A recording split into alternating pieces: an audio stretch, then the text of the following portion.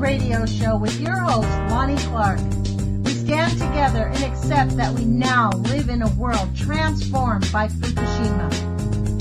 Monday, Wednesday, and Friday from 8 a.m. to 9 a.m. Pacific Standard Time here on UCY.TV radio. We relentlessly engage every ear that listens. We expose and confront the complete lack of accountability for the nuclear industry. Consider social engineering programs who view our bodies, minds, and souls as assets on a balance sheet. We discuss vital current issues, interview activists, and engage our audience in an effort to allow all voices to be heard. The Age of Vision radio show creates a venue that all will choose. We encourage our listeners to reclaim their power and their courage to take action and save our planet from the ravages of greed and indifference. Our actions matter. Every voice matters. We remind our listeners that happiness is resistance.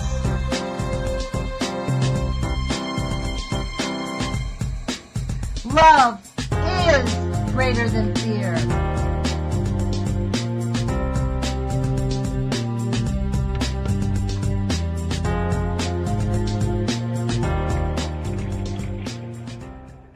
Good morning, UCY.TV radio listeners. This is Lonnie Clark with the Age of Fission radio show. Thank you for joining us. Today is April 28th, 2017. We're almost to May Day. And we practically do have a May Day going on here. Thank you for joining us. And remember that you can listen to us on TuneIn Radio live every day. We're on 24 hours a day, so your friends and family can share the other shows, fabulous shows, I might add, on this radio show. And, today we do have with us Mr. Karl Grossman. He was scheduled with us yesterday. Things happened, and we connected later in the day, and we rearranged, and we're having him here with us today. So thank you, Karl, for joining us. I really appreciate your time. Always a pleasure, Lonnie. Yeah, well, when I spoke with Karl yesterday, we were talking about his article in Counterpunch that he posted on Facebook, which is really super freak out because our government has now, I guess 20 years ago they committed to this program, didn't they, Karl? Yeah, 1997 is when the launch occurred. Exactly we didn't 20 say years the ago. name. The launch occurred of the Cassini. That's what Yeah, happened. it was the Cassini mission. It's a mission to send a space probe fueled, at least the electrical system, not the propulsion system. That's conventional, but the electrical system is fueled with what's called a radioisotope thermoelectric generator, which gathers electricity from plutonium-238, which actually is many times, 280 times more radioactive than the plutonium fuel, plutonium-239, used in nuclear weapons. Say that again. It's how many more times radioactive? 280 times. The reason I'll explain, it's a little technical, but plutonium-239 has a half-life of 24,300 years. And to figure out how long something radioactive remains radioactive, you'll multiply the half-life. In other words, half-life means after that number of years, it's half as radioactive. So to figure out how long a substance, a radioactive substance is radioactive, you multiply the half-life. It depends if you're conservative or maybe not conservative, between 10 and 20. The more conservative folk do it at 20. So you multiply 24,000 by 20, and plutonium-239 is radioactive for, we're talking 500,000 years. Wow. Now, plutonium-238, which is again another isotope, has a much shorter half-life, essentially 88 years. Multiply that by 20, and it's going to be around a long time, but not 500,000 years. And because it has a shorter half-life, it's very hot, extremely hot. And what was figured out by the nuclear scientists and engineers years ago was we could use plutonium-238 to generate electricity. We could develop these what were called originally radioactive thermal generators, and then that was changed to thermoelectric generators. RTGs is the acronym, and we could produce electricity. And they had all kind of crazy ideas. For example, using plutonium-238 to generate electricity in marine buoys that you see on the water. I mean, imagine what would occur if one of those buoys in a hurricane or in a storm sunk and so forth. And then they were figuring out all kind of really nutty uses. You know what it is, Karl? It's the complete denial of the harm that it causes to our the entire biotic atmosphere, which kind of goes against everything when you're talking about land ethic and things like that. So it's unconscionable. So I want to get back to this story because I hate to press you, but the hour is really short. And this was really a compelling article that you wrote. I recommend everybody either go to Counterpunch. You can go to counterpunch.org and just read his article that came out on April 27th. It's called The Crash of Cassini and the Nuclearization of Space. And so this thing is actually we're started crashing it into Saturn. It hasn't landed right yet. Yeah, this is the end of the mission. And just to clarify my story, on Saturday, Earth Day, and this is, just literally days ago, a week ago, the procedure began to end the Cassini mission after 20 years and to send it flying into Saturn with its 72.3 pounds of plutonium-238, which is more plutonium than it's ever used on a space device. Karl, excuse me, but Earth Day was a Saturday. So you're telling me NASA worked on a Saturday to make this thing crash into instead of doing it on the Friday, they waited to honor Earth Day with this? Well, I don't know how observant some of these nuclear scientists are in regard to Earth Day, but they began the process. It's going to end in September. The final crash is going to occur in September or early October. It's unclear. But at that point, it's going to happen in this year. Well, that's this year. Like several monmonths away, 5 months away. I don't know why in my head I thought it was going to end in a couple years, but it's going to end this year. Wow. Yeah. It's going to several months from now will be the climax, the final climax, and they want to burn up, incinerate this space probe. Because they're a little concerned about it just being out there in space. Who knows what could occur and so forth with and they can't all bring this it back plutonium in a. There's no bringing. Well, I don't know if it could exactly come back to Earth, but at one point, let me say, it did come back to Earth. This is in 1999, because the propulsion again is conventional. And they didn't have the velocity to reach Saturn. So the scheme was to whip it around Venus and then have it come whipping around the Earth. And originally it was supposed to be overhead. It was coming in and did come in 1999 at 42,000 miles an hour. And to have it come in and just be above the atmosphere. Originally it was a little over 300 miles.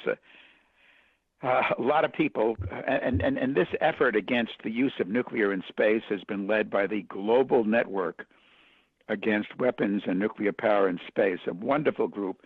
And I suggest people go to their website and connect to this organization because Cassini isn't the last, unfortunately.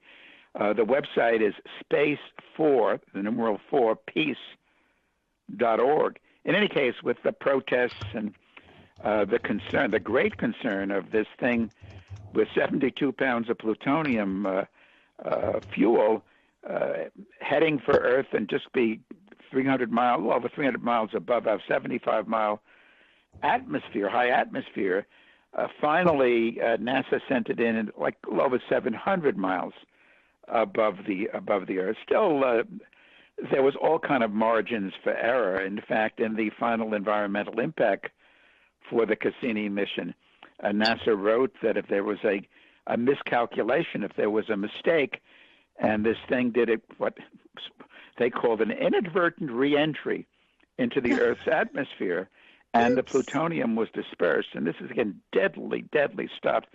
A millionth of a gram is a fatal dose, as Dr. Helen Caldicott, President Emeritus of Physicians for Social Responsibility, has said, theoretically, and this is just theoretically or hypothetically, 1 pound of plutonium is enough to provide a fatal dose for everybody on the planet. Now, it wouldn't be distributed uniformly, but it would be spread on the planet. There would be certain areas with far more than other areas, and lots of. In fact, in the EIS, the Environmental Impact Statement, NASA talks about 7 to 8 billion people being potentially affected by the radioactivity. I mean, it's such a stupid to use Venus for a flyby, to use Mars for one of these flyby, or what they call a gravity assist maneuver or a slingshot maneuver, which they've been doing since they've been sending up the space probes. Well, that might be okay. I mean, if the plutonium fell on Venus, if it fell on Mars, if there was life on either of those planets, it wouldn't be okay. But in any case, kind of okay. But I don't even know if I should say kind of okay. But to do it, a flyby, a gravity assist maneuver with the Earth as your target, considering, there's lots of life on this planet, and you don't need this horrible poison. I mean, Dr. Caldicott has described it as the most toxic poison in the universe. It's just so terribly poisonous. To use the Earth as a target in a flyby maneuver is crazy. And that was what was done on Cassini. And then it finally had the velocity to reach Saturn and headed out towards Saturn and took some, I mean, it was an enormously expensive proposition, $3.2 billion this cost us. And it provided some excellent pictures of Saturn and its moons let me note, at a potentially enormous cost. Sent back, again, lovely photos, and it provided scientific information. But the big question is, do you need plutonium to do this sort of thing? For example, the Juno spacecraft, which is a NASA spacecraft, it arrived at Jupiter last July, Independence Day, last July, and it didn't have plutonium as a fuel. It didn't have radioisotope thermoelectric generators. It used solar panels, 3 solar panels to provide the electric power. NASA had claimed for many years, in fact, since I got into this story, that beyond the orbit of Mars, you can't use solar power. You have to use plutonium power for the and we're talking about a very minor amount of electricity on Cassini, 745 watts. That was it, provided by this plutonium. Yeah, but that was a lot of plutonium. This is how much they put on there: 72.3 pounds of plutonium-238, according to your article. That's way more than what they. I don't, Karl. Do you think that them putting the plutonium on and crashing it into Saturn is part of their experiment? They want to see what it does. I don't think so. I mean, they just. I wonder if this is. They just want to dispose of this this space probe and have it and incinerate it. But in terms of their experiments, and there's been all kind of. Go back to the notion of using plutonium-238 for marine buoys and other civilian uses of that sort. Thinking, Karl, my idea is that I bet you when I read that they're crashing it into Saturn, I think their idea is they're going to ship all this nuclear waste that's sitting on this planet and crash it into another planet. That's their idea. Well, for many years, the notion was, in terms of nuclear waste, and we really have no way to deal with nuclear waste. And for many years, the notion was we could send up nuclear waste on rockets and have it incinerate in the sun. In other words, but then they finally came to their senses and concluded that there's an accident on launch. 1 in 100 chemical rockets blow up or fail on launch. And so then they figured, well, these are not good odds, 1 in 100. So they long ago stopped talking about sending nuclear waste up to the sun to be incinerated.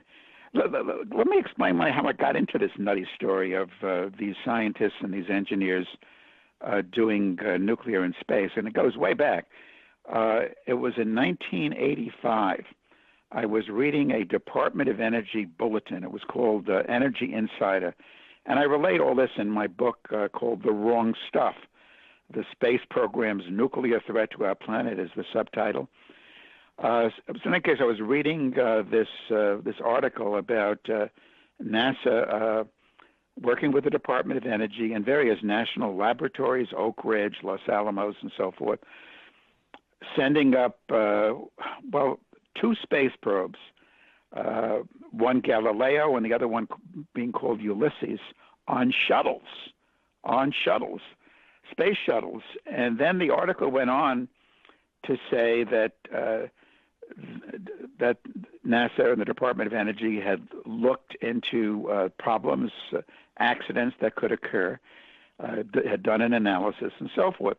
So then I filed a Freedom of Information Act request with NASA, the Department of Energy, and these national laboratories. I mean, you say in this official Department of Energy newsletter, you've done this study of potential accidents, and I asked what would be the consequences of an accident on launch in the lower atmosphere and the upper atmosphere if it didn't attain orbit and fell back to Earth. And we weren't talking about 72 pounds, but one of these shots was 25 pounds, the other 50 pounds of plutonium. And I knew about plutonium. I had earlier written a book called Cover Up, What You Are Not Supposed to Know About Nuclear Power. And it just took, weeks went by, and the deadline for response by a government agency to the Freedom of Information Act had passed, and I was getting nothing, and I began complaining about this, writing about this. Cover-up, what appeared to be a cover-up, 3 months, 6 months. Finally, at the end of 1985, I got documents under FOIA after making all these complaints, and essentially what they said was, I remember the words, these missions would be safe because of the high reliability inherent with the space shuttle. There hadn't been an accident on one of these shuttle launches or missions at that point. This is, again, late 1985. And they put the odds of an accident at 1 in 100,000. And I kind of didn't know exactly how to handle that. I mean, those odds are 1 in 100,000 makes it truly very unlikely you'd have an accident. But then a few weeks later, after I finally got the information, on January 28th, 1986, the Challenger exploded right after launch. And one of these plutonium missions was to be the Challenger's next mission. So I called the Nation magazine. I've written for the Nation magazine through the years and told them, do you guys know that the next shuttle mission was to be a nuclear mission? And if that accident had occurred on that May mission, it wouldn't have been just, 6 astronauts and a school teacher, Chris McCullough, who would have died, all brave people. You could have had, if that plutonium was released, and it would be a high likelihood it would be released, and particularly in an explosion released as dust, you could have had far more than 7 people dying. You could have had a catastrophe affecting that whole central Florida region. Depends where the plutonium would have fallen out. To be honest, and in the case, the Nation ran the editorial, front page. The Lethal Shuttle was its title. And I've been writing on this thing ever since.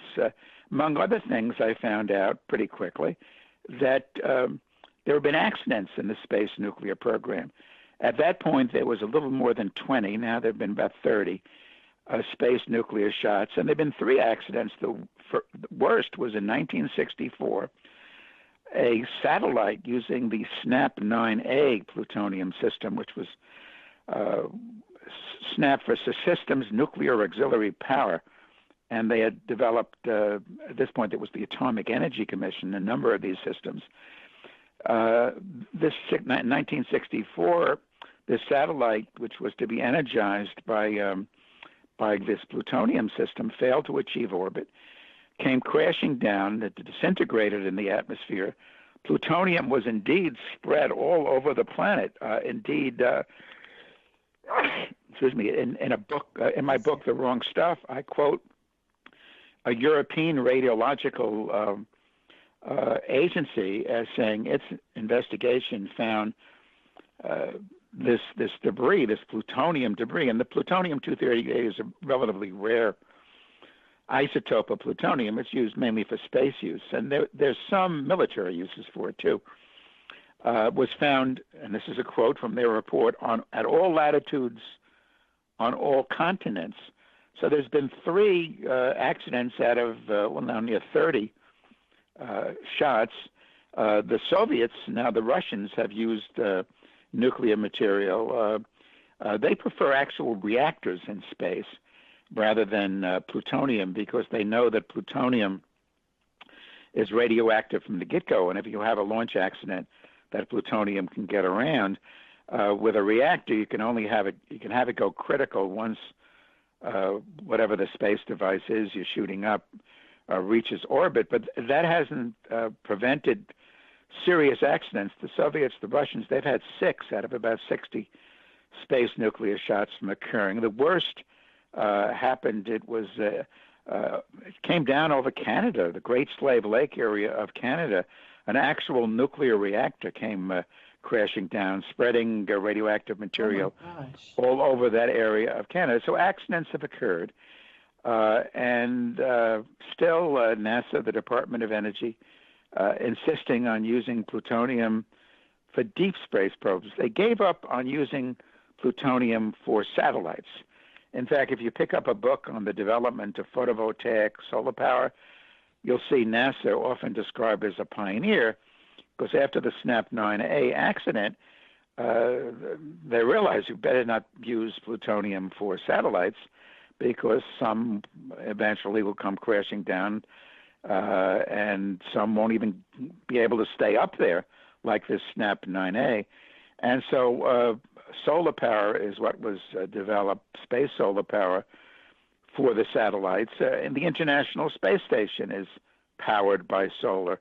And again, what NASA itself proved back last year is that you in fact can explore deep space with solar power. The amount of solar energy on Jupiter is 4% of what it is on Earth. Nevertheless, the Juno spacecraft with its solar panels was able to harvest electricity at Jupiter, and a combination of solar and long-lived batteries will get you very, very far in space. Nevertheless, NASA, DOE have continued to push the use of plutonium in space, and in fact, only recently, the Department of Energy, working with NASA, set up a new production facility at Oak Ridge National Laboratory, it's in Tennessee, for the production of plutonium-238. They had one years ago at Los Alamos National Laboratory in New Mexico, but there was such damage done to the workers and so forth, they want to start anew. But they're talking about more space shots using plutonium, not only talking about it, they're acting on it. And so the lessons of Cassini, the lessons of, when shuttles were used to carry up these space probes. Incidentally, Cassini was launched on a military rocket, a Titan IV, because after the Challenger accident, the astronauts testified before Congress that going up with one of these plutonium space probes, one of these nuclear space probes, in the cargo bay of a shuttle is like carrying a veritable bomb. So they switched, NASA did, to using rockets, an ICBM, the Titan IV, for these space nuclear shots. Karl, what is this thing about this whole idea? We can just completely disregard and really accept the lies that nuclear pollution man-made nuclear pollution is extremely harmful to life on our planet, and we're seeing the results of it everywhere. I mean, how is it that we have such resistance? I mean, you've been doing this, as you said, for 30 years, right? I mean, you've been writing. Nuclear itself. My first book on nuclear cover-up, What You're Not Supposed to Know About Nuclear Power, I began writing that in 1979 after the 3 Mile Island accident convinced me that the assurances I had gotten, and I had done journalism on nuclear in the 70s.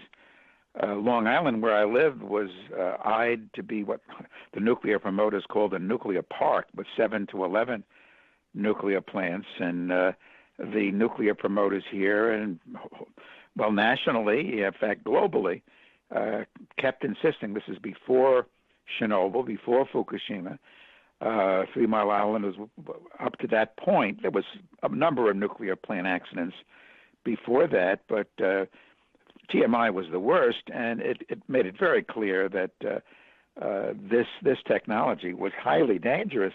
So I've been writing about it. I've been doing television shows about it for now near 40 years as to why they do it, considering the enormous danger nuclear plants or nukes in space pose to life on Earth. It's again, I've been on it for near 40 years, and it's hard to understand. These nuclear scientists, I've found, particularly these national nuclear laboratories, embrace nuclear technology, nuclear power, kind of like a religion. In fact, at some of the national laboratories, they call themselves nukies. I mean, I've heard them refer to each other as nukies, sort of like moonies. Maybe it's the proximity to power. I don't know. But also, you got to figure the financial angle here. I mean, NASA was created after Sputnik was launched, the Soviet satellite Sputnik in '57. So we then created NASA in 1958 to be a civilian agency. But NASA quickly got to understand where the money was, and that has to do with the Pentagon. So it embraced the Pentagon, and though, again, set up as a civilian agency, NASA, a lot of those shuttle missions were what were called dual-purpose missions, where 7 colonels went up on the shuttle, and you never heard what happened on those shots because they were military shots, basically. And the shuttle itself was a half civilian, a half military device with that big cargo bay and all.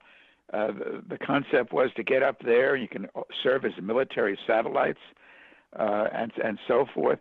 I mean, even the whole notion of nuclear in space and the push for it, I finally found, was by NASA was very connected to the Star Wars program of Ronald Reagan. Right. Not reported during those years. That's right. When Reagan was pushing Star Wars, was that these battle platforms that he wanted up there were supposed to have nuclear power plants on them, nuclear reactors on them, or super RTGs, super plutonium systems, and that would provide the energy for the hypervelocity guns, the particle beams, the laser weapons that would be on these battle platforms. And to talk about Star Wars in 2017, it sounds a little historical, but don't hold your breath. Under Obama, Star Wars went into an eclipse. Obama had said he was not for weapons in space, but Trump, in fact, a headline this week in the Wall Street Journal was how the U.S. military is looking now to develop, and really they have for decades, space warfare. And I did a piece. It was on Counterpunch in December. You can go catch the article in December about various people surrounding Trump. This is during the campaign, and at that point, talking, and this was reported in the trade press, Space News, and so forth, that Trump, they felt, would be open to space military operations. So I think quite easily, considering all the other horrible things that the Trump administration is doing, going back to this Star Wars program easily could be something new on the horizon. Yeah, it sure could. And I was just thinking, as you're speaking about Trump, imagine if something seriously goes wrong with the Cassini on Jupiter and it causes some, I mean, we have no idea what's there. They have their theories that it's not going to harm anything because it's all radioactive anyways. Don't worry about it. But what if it really does? And then we have them. I mean, I view this presidency as being the most incompetent people I've ever seen. They are intentionally they're undermining, they're destroying everything that we have set up as a nation, the foundations to make our government strong. They really do have an intention of defunding the federal government and giving the power back to the states, which is good in theory, but let's talk about a state like Arkansas or Mississippi who have no money. What are those people going to do for education? And I mean, imagine to be honest, I'm nonplussed by the lack. This is exactly what we deal with in attempting to get the story out about the harm nuclear causes. The complete, absolute 100% denial. It's kind of like when you talk to people about Trump being a sexual predator. They act like that really didn't happen. When it really did happen, there was pictures of him, his ex-wife's hair in clumps missing in a national newspaper when he was younger. Like, it's incomprehensible, you know? I don't know what it's going to take, but I just hope it's not as severe. I'm glad that you wrote this article because, to be honest, and I'm glad you came on because it's explained a little bit more to me about the background and how they thought this thing was going to work. It's, to me, the idea that we're sending almost 43 million tons, 43, it was 70, almost 73 pounds of plutonium. Plutonium 238. If you multiply 72.3 pounds by 280, it's the equivalent. I mean, we all know what happened as a result of the fallout when there was atmospheric weapons tests, and that was cesium and strontium, but it was also plutonium came down, and the harm that did, and that's why under the Kennedy administration there was a treaty to Kennedy pushed this to stop atmospheric nuclear testing. But no, if one of these nuclear shots ended up spreading plutonium-238, you have it. You do the arithmetic, and it's large amounts. Well, that is 20,244 pounds that we're sending into. I mean, that's a lot. I mean, that is a huge bomb that we're going to crash onto Saturn. And this is the interesting thing, Karl. This is just our government. Imagine what Russia is doing. I mean, do other governments have the means to do these types of efforts, or do you know if there's other governments sending plutonium? I actually was invited to Russia and went there a number of times by the leading opponent of the Soviet and then Russian program to use nuclear in space, and that was Dr. Alexei Yablokov. He just died about last year. Very sad, Alexei's death. He was the environmental advisor to Gorbachev and then to Yeltsin. And one of his big issues, he's sort of like the Rachel Carson or was the Rachel Carson of Russia. He was a biologist, wrote many books on marine life in particular. Whales was how he got into being this famed environmentalist, ecologist in Russia. So he had me over there speaking about this with him and so forth. And he was, I think, making progress.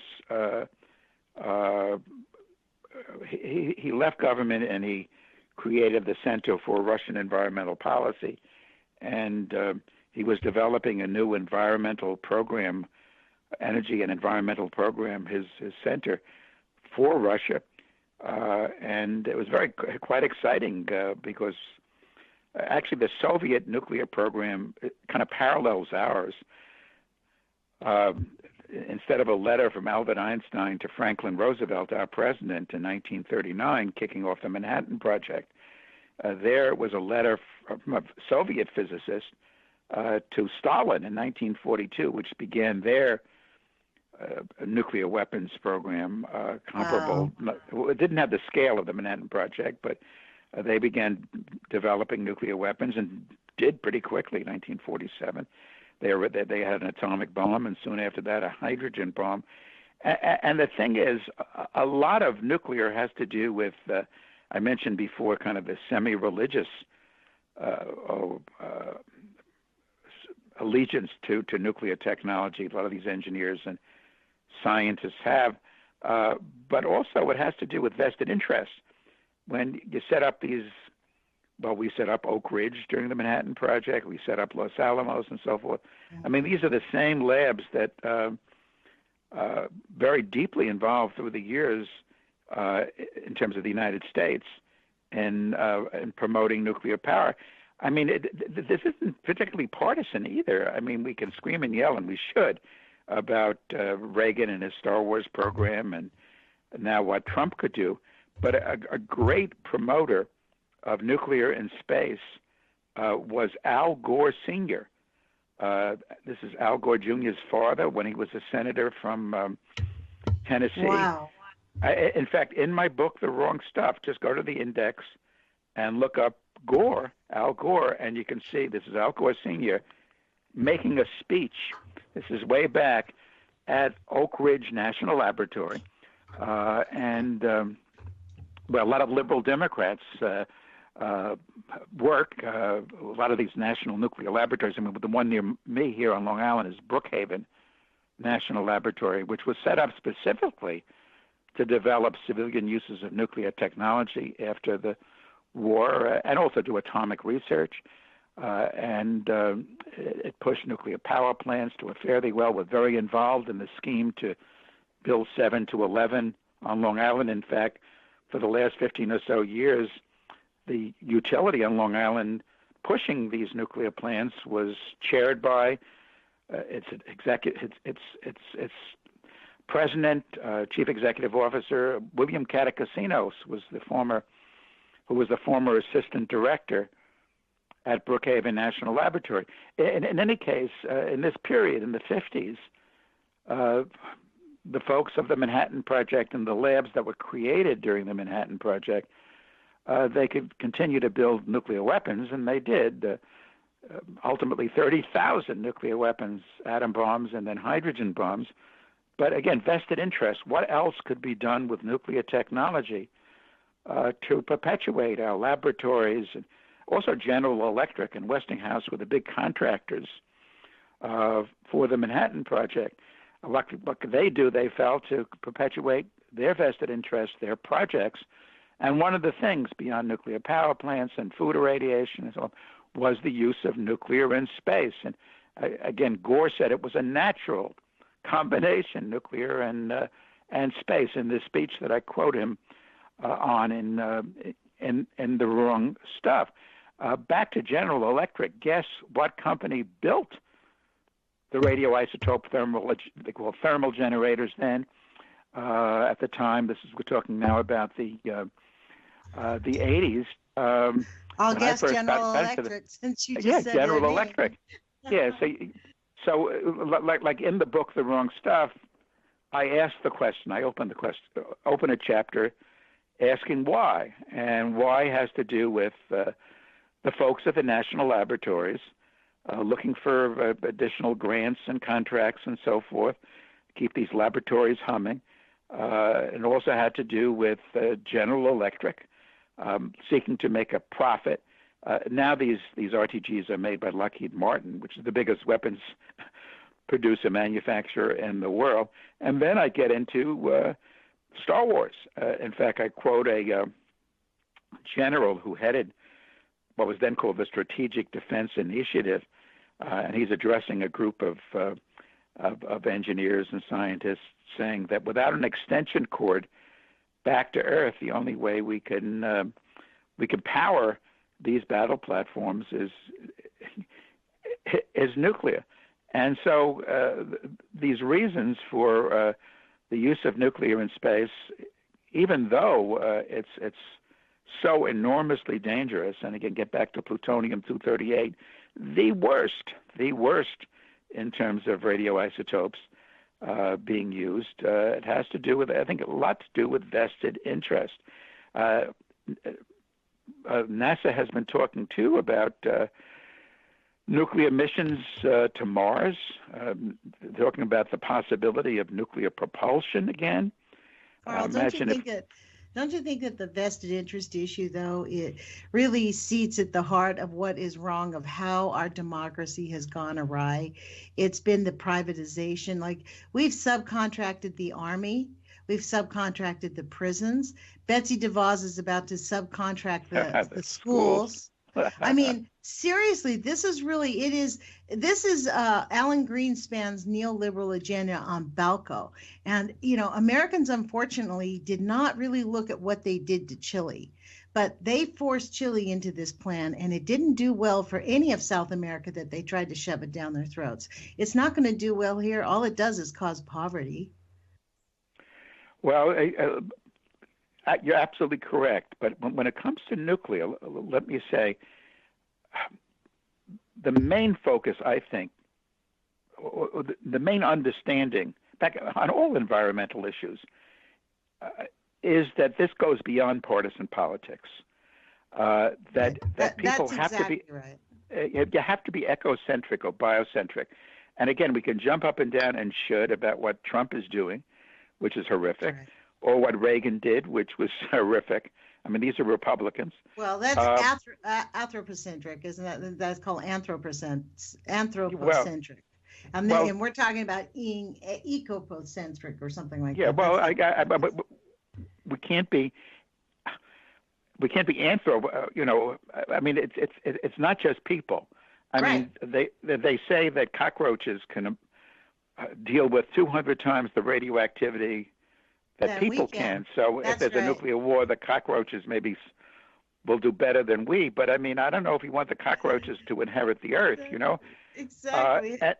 And in terms of partisan issues, every president, since the development of nuclear technology, since the Manhattan Project, since Truman, whether it was Truman or whether it was Reagan or whether it was Jimmy Carter, was a nuclear engineer. I mean, they always described him as a peanut farmer, but he liked to describe himself as a nuclear engineer who worked under Hyman Rickover in the Navy. Isn't that interesting? Isn't that very interesting? I personally did not know he was a nuclear engineer until just a few years ago. I grew up, I've told you, in Southern California. I didn't even know San Onofre was a nuclear power plant. So I don't think it's an accident. Well, on nuclear in general, and the book, which people can get for free, just go to my website, www.karlgrossman, one word, karl.com, and go to the page for books. And the publisher of my first book on nuclear power has allowed the newest edition, which I wrote after Fukushima, to be distributed free. You can just download the whole book. And right off at the start of the book, I write that you were not supposed to know, you were not to be informed, and how way back in the beginning, the nuclear scientists, the nuclear engineers, the nuclear companies like GE and Westinghouse worked with all kinds of public relations types, PR people, to make it so people wouldn't know. And that's why I call the book Cover Up, what you are not supposed to know about nuclear power. The cover-up has been immense. It has been enormous, and that's been part and parcel of this technology. And I write in the first page. And it's not just the technology, but it's part and parcel with the entire program of oppression, because they have worked to suppress your book. Like, your stuff isn't the easiest to find, to be honest. By the way, please do download this and go to page, on my PDF, it's page 55. There is like the best cartoon by Van Howell in your book. Yes. That I love. It's got a picture of a uranium-235 egg cracking open, spewing out iodine-131 and strontium-90 with skulls, and it will tell you exactly what happens when what we're dealing with. We're not just talking about radiation from a banana, folks. These are serious matters. The thing too, why I asked Van, who I've worked with for many years, in fact, we put together a little newspaper together, the East End Independent, years ago. And what I wanted in the book was an illustration of what fission's about. Like when I went to school way back, they had renderings, drawings, and it looked like a billiard game, like a pool game. But it ain't that. What occurs is a neutron hits. It could be a plutonium-239 atom or a uranium-235 atom. I mean, these are fissile. These split, and what occurs is that they break apart, and they form what they call lighter elements because the atomic number is lower, like iodine-131 or cesium-137, and also they all kind of radiation is produced, alpha, beta, and gamma, and so forth, and then heat. And the notion was, and again, this goes back to the Manhattan Project. During the Manhattan Project, they didn't think they could get enough uranium-235 for atomic bombs, and they had just 42, Glenn Seaborg and some other scientists out in California, had discovered plutonium, named after the god of the underworld. I mean, and they began to realize that 239, not 238, that was later on, but 239 could split. And then folks at the Manhattan Project then developed two roads, two paths to building nuclear weapons. One was enriching uranium, and that was what Oak Ridge National Laboratory was set up to do.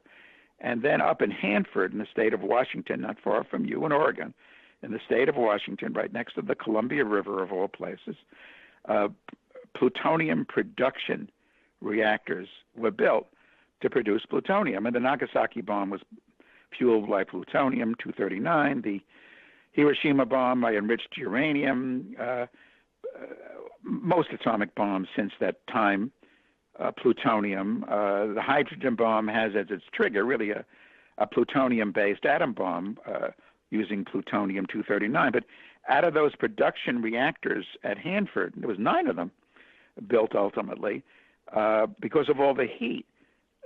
The folks at the Manhattan Project, thinking of what else can we do with nuclear technology to keep our jobs, to keep our contracts, so forth, figured, well, we can just have that heat go to boil water that can turn a turbine and generate electricity. In fact, initially in documents, and I report on this in cover-up, in documents that go back to the 50s, what the U.S. was thinking about doing was building dual purpose, like some of these space shots, dual purpose, like dual use, nuclear power plants that would produce electricity and as a function as well produce plutonium for weapons. Then there was some concern about the PR about that because we wanted to talk about atoms for peace, and that was de-emphasized. Though down in some of the Tennessee Valley Authority reactors produce stuff that is involved in weaponry. The Soviets, let me say, also went ahead, and they actually went ahead, and they weren't nervous about the PR effect, building nuclear power plants which would produce plutonium as a as a byproduct. Oh, I didn't finish kind of the story with Alexei Yablokov and what happened in Russia. So things were going fairly well. This is in the 1990s, after the fall of communism, 1989, and in Russia now they were thinking about solar power and wind power and all kinds of ways to generate electricity without nuclear power. And on the environmental front, very, very green programs were advanced. And along comes Vladimir Putin, and he is, the claim that Vladimir Putin is close to, in his methodology and his thinking, Trump. That's no joke. And so poor Alexei was unable to Karl, really. Don't you think they both view government as like an extension of business? That's really what government functions best for, because businesses make the world run. Yeah, but again, from my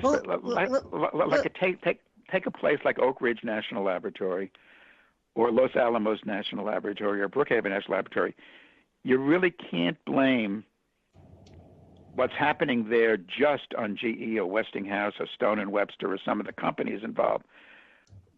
What has happened, in fact, there was a guy, David Lilienthal, who was the first chairman of the Atomic Energy Commission. Hey, wait a minute, Karl. Before we get into this guy, I really want to finish the Russian story because we have 10 minutes left. Well, with the Russian story, yeah.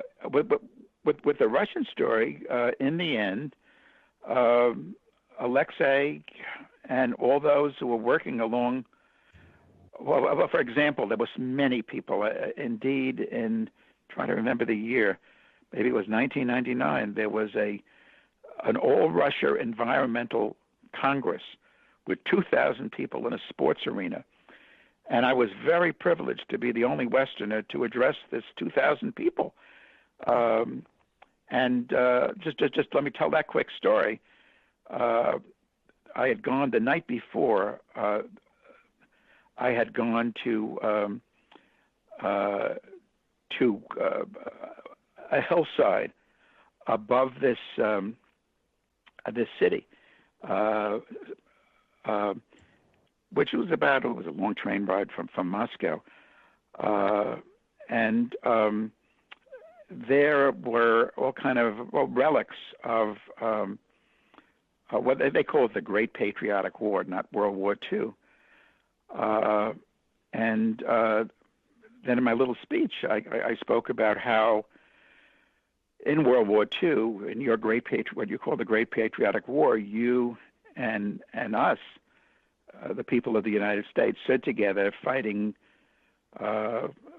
forces that would destroy life, and how we should join together. This is this environmental Congress. We should now join together to. It was the sports arena was sitting there along the Volga River, and I was talking about the fish in the Volga River, like fish in our Mississippi River being, and so that and we had 3 Mile New Island. Orleans is the cancer capital of the United States. Yeah, but in any case, things were going well, and then came Putin, and the last time I saw Alexei in person, I communicated with him very often on email, but the last time I saw him in person, he came over to my parents' apartment in Manhattan. He had gone to the United Nations to. It was a conference on whales, his original focus, and he just told me about the terrible time he was having in Russia, being followed. How the environmental movement was being attacked, like the free press was being attacked which was just beginning in Russia. So and again, it didn't work out very well in Russia. And just to go back to David Lilienthal, if I could, he was the first chairman of the U.S. Atomic Energy Commission, and he realized he was also chairman of the TVA. He realized the dangers of nuclear technology. For example, once Con Edison this goes back to the early 60s, planned to build a nuclear power plant in the geographic center of New York City, in Ravenswood in Queens. And Lilienthal testified against that, how dangerous it would be. Incidentally, the Soviets and Russians, they've had no problem putting nuclear power plants in the middle of cities. In fact, the first Soviet nuclear plant I ever saw was in Voronezh, and you see these huge pipes from the nuclear plant bringing radiation-tinged steam to these Stalin-era apartments. But in any case, Lilienthal wrote a book. I'm trying to remember its name, but it was something in the bomb.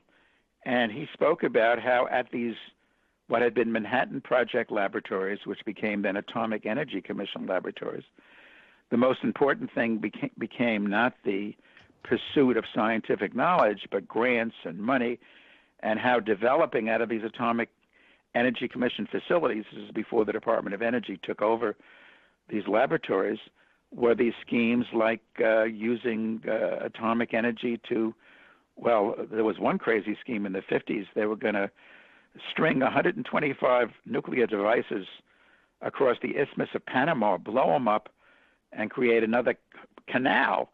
I've heard about that. And that was thankfully it got stopped. The Panatomic Canal, was what it was nicknamed.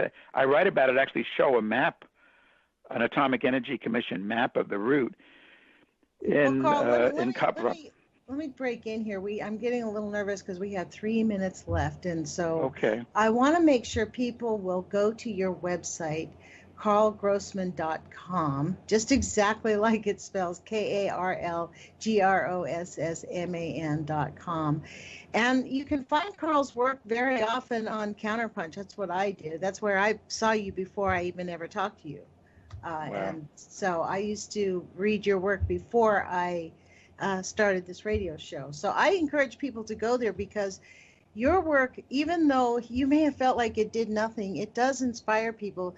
I mean, I have to say, what got me politically active in terms of realizing that we weren't being told the real facts was Bush and the Supreme Court stealing and the Democrats standing down and letting our country being taken over by, I don't know who it is, somebody, but they did not stand up, and that got me going. And then Fukushima happened. That didn't actually get me going on Fukushima until I had a nightmare. So it's been a long road for me, and I think there's millions and millions of Americans like me. And I think it matters if people go to your website and follow your readings, because this story on Cassini, this is why we started with it, this could be devastating. People don't understand how we don't know what's going to happen. We're pouring plutonium into a planet far, far away. We don't know what it's going to do to our entire solar system or whatever out there. If they actually it's I mean, if we're going to explore space, let's do it peacefully. Let's not exactly. Let's endanger human life and life period in the process. Exactly. Well, let's look up to the higher level. We have like 15 seconds left. Thank you, Karl, for joining us. I wish we had 2 hours, but I'm grateful you come back. I encourage all my listeners, put your courage feet on, take action. Democracy is only going to work if we do. Thanks, Karl. A pleasure, Lonnie. Thank you.